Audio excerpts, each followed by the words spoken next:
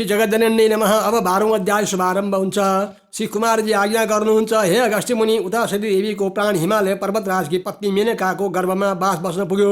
पत्नी मेनका गर्भिणी भएको थाहा पाई अत्यन्त हर्षपूर्वक आफ्नो मर्यादा अनुसार उचित कर्म गरिदिए। 10 महिना पुगेपछि मेनकाको गर्भबाट 1000 सूर्यको जस्तै तेज भएकी अति सुन्दरी 32 लक्षण युक्त भएकी हिसी भएकी निधारको तेस्रो नेत्रबाट अग्नि ज्वाला प्रज्वलित भई अर्का 2 नेत्रहरू कमल पुष्प जस्तो फुलेका।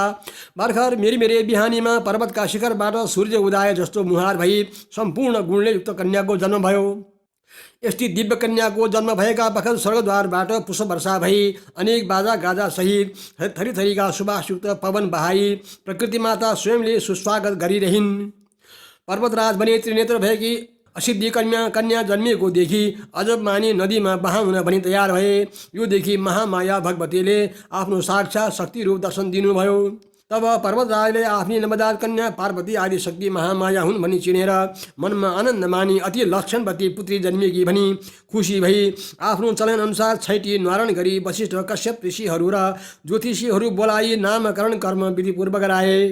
गर्नुपर्ने सबै कर्मकाण्ड पुर्याएर अन्तमा ऋषि ज्योतिषीहरूले भने, यी कन्याको स्वर्गमर्त्य पाता तिनै लोकमा ख्याति प्रख्याति हुनेछ। यी कन्याको नाम पार्वती पारु भयो। यी कन्याले श्री महादेव स्वामी पाई चतुर्दश भुवनकी स्वामिनी भई लोक कल्याण गर्नेछिन् र समस्त पापी र दुष्टहरूको संहार गर्नेछिन्। ऋषि ज्योतिषीहरूको कुरा सुनि हिमालय पर्वतराजले खुसी भई सकललाई यथायोग्य मान सम्मान गरी नाना मणिमाणिक सुवर्ण तप व्याधि दक्षादि प्रणाम गरी बिदा दिए। अनि समस्त आगन्तुक र वशिष्ठ प्रविधि ऋषि ज्योतिषी आफ्नो आश्रममा गए। पार्वती शुक्ल पक्षको चन्द्रमाले दिनदिनै बढेर ठुली भइन्। हिमालय पर्वत र मेनकाले पनि राम्ररी लालन पालन गरी ज्ञान गुणका कुरा सिकाए। पार्वती खेल्दा पनि शिव पूजा गरी खेल्दथिन्। घरमा खाना खाँदा खानुभन्दा अगाडि महादेवलाई प्रसाद अर्पण गरेर मात्र खान्थिन्। दिन जति बित्दै गए पार्वती शिवको ध्यान जप व्रत गरिरहन्थिन्। उनले ध्यान व्रतको क्रममा पञ्चामृत मात्र खाने, निराहार रहने, 2 दिन प्रसाद खाने, 2 दिन निराहार बस्ने, 3 दिन प्रसाद खाने, 3 दिन निराहार बस्ने गर्दै अनेक तीर्थ व्रत गर्दै हिँडिन्। सोमबार, औँसी, चौथी, शिवरात्रि व्रत गर्दै दिन दुखीहरूको सेवा दान पनि गर्दथिन्। अनेक तीर्थ व्रत गर्दा पनि श्री महादेवको दर्शन भएन। तब पार्वतीले फल मात्र खाएर पञ्चाग्नि तापी चौतर्फी अग्नि बाली बीचमा आफू बसी मध्याह्न कालमा पूर्व फर्की पद्मासनमा बसी निकै वर्ष तपस्या गरी कश्यप ऋषिलाई दान दक्षिणा दिई विधिपूर्वक व्रत उद्यापन गर्नुभयो। यस व्रतको पुण्य प्रभावबाट पार्वतीको शरीर पहिले भन्दा निर्बल भई सूर्यको जस्तो तेज भई मुहारबाट तप्त पसिना भई चिउनोबाट झरी भूमिमा पर्यो। त्यस पसिनाबाट नदी उत्पत्ति भई बहन लाग्यो। यसरी बहन लागेको नदीमा कश्यप ऋषिले स्नान गरी संध्या तर्पण, देव तर्पण, ऋषि तर्पण, पितृ तर्पण गरिसकेर पार्वती देवीलाई आशीष दिनुभयो। फेरि पार्वतीले अर्को व्रत बस्नुभयो। कस्तो व्रत भने हरेक मासमा थरीका दान गर्ने, जस्तो कि कार्तिक मासमा सिसा, माघ मासमा फलाम, पौष मासमा जस्ता, माघ मासमा पित्तल, फागुन मासमा अष्टधातु, चैत्र मासमा सुनको बोटमा हिरा मोती फलाएर बोटका चारै कुनामा सुनको भाँडामा घिउ मह भरेर सुन, तिल, घिउ, मह दान गर्नुभयो।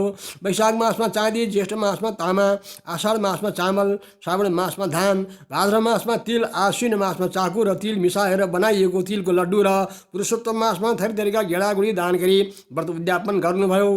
यो व्रत उद्यापनपछि पुनः अर्को व्रत आरम्भ गर्नुभयो। यसमा पार्वती देवीले 64 लिङ्गको परिक्रमा र आराधना गर्नुभयो। कुन लिङ्ग भने श्री पशुपतेश्वर, श्री कुशेश्वर, श्री रुद्रागारेश्वर, श्री भीमेश्वर, श्री भुवनेश्वर, श्री कफेश्वर, श्री भस्मेश्वर, श्री कुञ्जेश्वर, श्री किरातेश्वर, श्री फटिकेश्वर, श्री ब्रह्मेश्वर, श्री त्रैलोकेश्वर, श्री विष्णवेश्वर, श्री उग्रेश्वर, श्री यक्षेश्वर, श्री अर्केश्वर, श्री चण्डेश्वर, श्री अग्नेश्वर, श्री कालेश्वर, श्री नैऋत्येश्वर, श्री वरुणेश्वर, श्री बागेश्वर, श्री पालेश्वर, श्री केदारेश्वर, श्री डोलेश्वर, श्री विश्वेश्वर, श्री गणेशेश्वर, श्री अस्तेश्वर, श्री कुंडेश्वर, श्री सिद्धेश्वर, श्री नीलकंठेश्वर, श्री भक्तेश्वर, श्री कोटेश्वर, श्री मंत्रायेश्वर, श्री इंद्रेश्वर, श्री धनेश्वर, श्री विकटेश्वर, श्री रुद्रेश्वर, श्री बालेश्वर, श्री गुप्तेश्वर, श्री तिलेश्वर, श्री चंपकेश्वर, श्री रामेश्वर, श्री गोपालेश्वर, श्री गौखुरेश्वर, श्री पादुकेश्वर, श्री मणिचूड़ेश्वर, श्री कीलेश्वर, श्री वाल्मीकेश्वर, श्री विमलेश्वर, श्री अनंतेश्वर, श्री विश्वरूपेश्वर,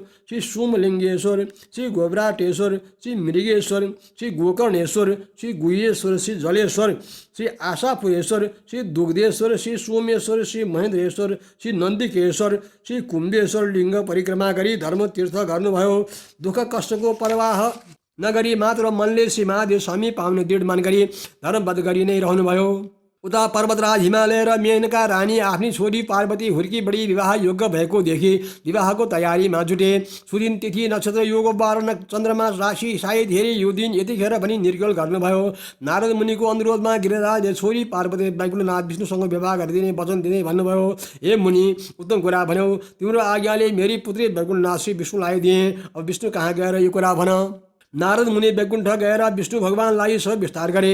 विष्णु प्रसन्न भएर हे नारद, तिमी धन्य रहेछौ, अब आफ्नो आश्रममा जाऊ भनेर विदा भए। त्यसपछि गिरिराजले पार्वती कन्यादान दिन भनी सामग्री तयार पारे। आफन्तजन छर छिमेकी 33 कोटी देवता, यक्ष, गन्धर्व, किन्नर, अप्सरा, दैत्य, नाग र गुरु बृहस्पति सबैलाई निमन्त्रणा पठाए। सायदको बेला जन्ती पनि आइपुगे। सकललाई गिरिराज र मेनकाले यथायोग्य स्वागत सम्मान गरे। जन्ती भित्राए। गुरु बृहस्पतिले स्वयंवरको विधि विधान सुरु गर्नुभयो। यसरी विवाह गरिदिन लागेको देखि पार्वतीका सखीहरू जया, विजया, अजिता, अपराजिताहरूले पार्वतीलाई भने, हे पार्वती, आज तिम्रो विवाह विष्णुसँग गराइदिए कन्यादान दिनेछन्। यदि सखीहरूले भनेको सुनि पार्वतीले भनिन्, मैले बाल अवस्थादेखि नै श्री महादेव स्वामी पाऊँ भनेर धाइरहेकी छु। अझ पनि श्री महादेवलाई नदिएर अरू कसैलाई दिए भने म आत्महत्या गरेर मर्नेछु। तिनको कुरा सुनेर सखीहरूले, हे पार्वती, त्यसो हो भने तिमी यहाँ नबस, कसैले नदेख्ने ठाउँमा लुक्न जाऊँ भनी पूर्व दिशातर्फ व्योमकोट पर्वतको अगम्य गुफामा, जहाँ कोही पस्न सक्दैन र जहाँ गएपछि निरञ्जन निराकार श्री महादेव बाहेक अरू कोही कसैले पनि देख्न र भेट्न सक्दैन, त्यस्तो स्थानमा पार्वतीलाई लुकाउन लगियो। स्वयंवर सायदको बेला भएपछि पार्वती लिन गएका बखत पार्वतीलाई कतै नभेटेपछि पर्वतराज अति लज्जित भई अत्यन्त व्याकुल भई गुरु बृहस्पति कहाँ गएर सबै कुरा विस्तार गरी, पार्वती कतै छैन, अब कसो गरौँ भने। गुरु बृहस्पतिले यस लग्नमा भएन भनी विष्णुलाई बिन्ती गरे अनि गएका यदि सकल पाहुनाहरू आफ्नो आश्रममा गए। उता अगम्य व्योमकोट पर्वतको भित्र पार्वती महादेवको मूर्ति बनाई महादेवको पूजा आराधना गरिरहिन्। यस अवस्थामा श्री महादेव प्रत्यक्ष भएर पार्वतीलाई दर्शन दिई भन्नुभयो, हे पार्वती, तिमीले किन मेरो आराधना गरे कि? पार्वतीले दुवै हात जोडी बिन्ती गर्दै भन्नुभयो, हे जगदीश्वर, मैले बाल्यकालदेखि नै हजुरलाई स्वामी पाऊँ भनेर आराधना गरिरहेकी छु। हे प्राण, मेरो रक्षा गर्नुहोस्। आज मलाई दर्शन दिई धन्य बनाउनुभयो। मेरा पिता हिमालय पर्वतले विष्णुलाई कन्यादान दिन लाग्दा यहाँ आई लुकेर प्रभुको आराधना गरी बसेकी हुँ। हे प्रभु, मेरो रक्षा गर्नुहोस्। यसो बन्द दुई कर जोडी आँखा बन्द गरी आँखाबाट आँसुका धारा बहाइरहन्। पार्वतीले एकै क्षणमा आँखा अगाडि हेर्नु हुँदा त्यहाँ महादेव देखिनु भएन र मनमा चिन्ता गरी चित्त दुखाई ध्यान दृष्टिले हेर्दा श्री महादेव किरात रूप भए मर्त्यमण्डलको मृगथली नामको स्थानमा गई बस्नुभएको थाहा पाए। आफू पनि किराती निरूप भए महादेवको पछि पछि हिँड्नुभयो। महादेवले आफ्नो पछि कोही आएको थाहा पाई फर्केर हेर्दा यो बोल्ने धपक्क बोलेकी, सुन्दरी देखि तिमी को हौ र कहाँ जान लागेकी भनी सोध्नुभयो। पार्वतीले पनि म किराती नै हुँ, हजुर को हुनुहुन्छ भनी सोध्नुभयो। श्री महादेवले म महादेव हुँ भन्नुभएपछि पार्वतीले म पार्वती हुँ, हजुरले कसरी नचिन्नु भएको भनी 3 पल्ट परिक्रमा गरी पाउ परिन्। यसरी किरात रूप महादेव र किराती निरूप पार्वती भई सँगसँगै हिँडेको स्थानमा शिवलिङ्ग स्थापना गरी किरातेश्वर महादेव भनी प्रख्यात भए। तब महादेवले पार्वतीलाई भन्नुभयो, हे पार्वती, तिमीलाई तिम्रा माता पिताले स्वयंवर गरी कन्यादान नदिएसम्म मैले तिमीलाई मेरी भन्न मिल्दैन। तब पार्वतीले पाउ पनि भनिन्, हे प्रभु, हजुर बाहेक अरू कोहीसँग विवाह गर्न सक्दिन, कृपा गरी मलाई स्वीकार गर्नुभयो। तब महादेवले भन्नुभयो, त्यस्तो हो भने तिमीले विष्णु माधव नारायणको आराधना गर। विष्णु आएर तिमीलाई जस्तो उपदेश गर्नुहुन्छ उसै गर, तबै इच्छा पूर्ण हुनेछ। यदि पनि महादेव अन्तर्धान हुनुभयो। त्यसपछि सखीहरूसँग पार्वती घर गइन्। छोरी आएको देखि पिता हिमालयले भने, ए पुत्री, तिमी कहाँ गएकी थियौ? हामीले कति खोज्यौँ। पार्वतीले विद्या गरिन्, हे माता पिता, म बालकालदेखि नै श्री महादेव स्वामी पाऊँ भनी उनकै ध्यान भक्ति गरिरहेकी छु। हजुरहरूले अन्त्य दिन लाग्दा लुक्न गएकी थिएँ। पुत्री पार्वतीले यति भनेको सुनि उनको न्वारणको दिन कश्यप वशिष्ठ ऋषि र ज्योतिषीहरूले पार्वतीका विषयमा भविष्यवाणी गरेको सम्झी चुप लागे। यसपछि पनि पार्वतीले अनेक धर्मव्रत तीर्थ गर्दै भगवान विष्णुको उपदेश पर्खिरहनुभयो। दिनमा 3 पटक सूर्य भगवानलाई अर्घ दिई, आइतबार एकादशी र अन्य पर्वको व्रत लिई ऋषिहरूलाई भोजन गराई, गाई दान, रत्नदान, मणिमाणिक दान गरेर दुखी गरिबहरूलाई आवश्यकता अनुसार सेवा गर्दै अनेक कथा पुराण सुन्दै कठिन व्रत पालन गरी माधव नारायणको आराधना गरिरहनुभयो।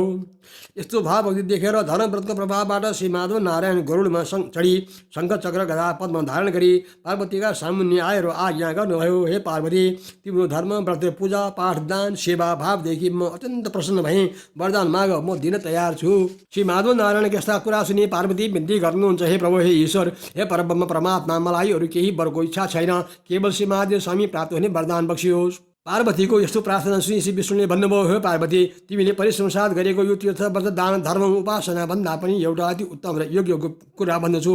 तिमी एकाग्र चित्त भएर ध्यानपूर्वक सुन। सृष्टि स्थिति संहार करता ये नायिका भइरहनु भएकी श्री स्वस्थानी परमेश्वरीको वध गर। यस वधको प्रभावले जगदीश्वर महादेव स्वामी पाउनेछौ। श्री विष्णु माधव नारायण नीति आज्ञा भएको श्री पार्वतीले फेरि विद्या गरिन्, हे ईश्वर त्यस वधको विधि विधान के हो र त्यसमा के गर्नुपर्दछ यो सबै विस्तारपूर्वक आज्ञा गर्नुहोस्। पार्वतीको प्रार्थना सुनि श्री माधव नारायण आज्ञा गर्नुहुन्छ, हे पार्वती पक्ष शुक्ल पूर्णिमाको दिनदेखि व्रत आरम्भ गर्नुपर्छ। एक दिन पहिले नै हात खुट्टाको नङ काटी स्नान गरेर पवित्र भई एक भक्तले एकचित्त गरी नित्य मध्याह्नकालमा श्री महादेवको पूजा गर्नु। माघ शुक्ल पूर्णिमाका दिन 108 वटा रोटी, 108 वटा अक्षता, 108 वटा बेली पुष्प, 108 कुड्का सुपारी, 108 पान र जात जातका फलफुल नैवेद्य आदि सबै वस्तु तयारी पारी आशीमा ढलोटको ऐनामा ओमकार लेखी गङ्गाजलले स्नान गराउनु। श्रीखण्ड र रक्त चन्दन लगाई पीताम्बर वस्त्र पहिरी धूप दीप नैवेद्य कस्तुरी भेटी दक्षिणा चढाई षोडशोपचार वा पञ्चोपचारले पूजा गरिसकी स्तोत्र पाठ जप ध्यान गरिसकी अर्घ दिनु। अनि हे पार्वती श्री स्वस्थानी परमेश्वरी भनेकी कस्ती छन् भने 4 दिशाबाट हेर्दा चारै स्वरूप भएकी अत्यन्त शोभायमान भएकी यति श्री स्वस्थानी परमेश्वरीको ध्यान गरेर हे जगदीश्वरी पनि मनमनै उनीसित इच्छा भएको वरदान माग्नु। अनि प्रसाददेखि 108 मध्ये 8 रोटी, 8 अक्षता, 8 बेली पुष्प, 8 पान, 8 कुड्का सुपारी सगुन समेत आफ्ना पतिलाई दिनु। पति नभए छोरालाई दिनु, छोरा नभए मित छोरालाई दिनु, मित छोरा पनि नभए आफ्नो फलानु कामना पूर्ण होस् पनि गङ्गामा बहाइदिनु। 100 रोटी आफूले फलाहार गर्नु। रातमा जागराम बसेर श्री स्वस्थानी परमेश्वरीको महिमा गान भजन कीर्तन गर्नु, सुन्नु, सुनाउनु। यति गरेपछि अवश्य इच्छा पूर्ण हुनेछ, यसमा शङ्का छैन। हे पार्वती श्री स्वस्थानी परमेश्वरीको प्रसाद दिने बेलामा श्री महादेव तिम्रा सामु आफै प्रकट हुनुहुनेछ। तिम्रो श्रद्धा भक्ति देखेर म प्रसन्न भएँ, तिमी श्री महादेव स्वामी पाऊ। हे अगस्त्य मुनि श्री माधव नारायणबाट यदि आज्ञा भएपछि पार्वतीले मनमा सन्तोष गरी आनन्द मान्दै श्रद्धासहित श्री विष्णुको पनि पूजा गरी प्रणाम गरिन्। तिनले पूजा गरिसकेपछि माधव नारायण विदा भएर गरुडमा चढी अन्तर्धान भई वैकुण्ठतिर फर्कनुभयो। हरि ओम तत्सत्। स्कन्दपुराणे केदारखण्ड माघ मासको अन्तर्गत कुमार अगस्त्यको संवादमा श्री स्वस्थानी कथामा रहेको पार्वतीको जन्म र श्री स्वस्थानीको व्रतोपदेश नामक 12 अध्याय समाप्त भयो।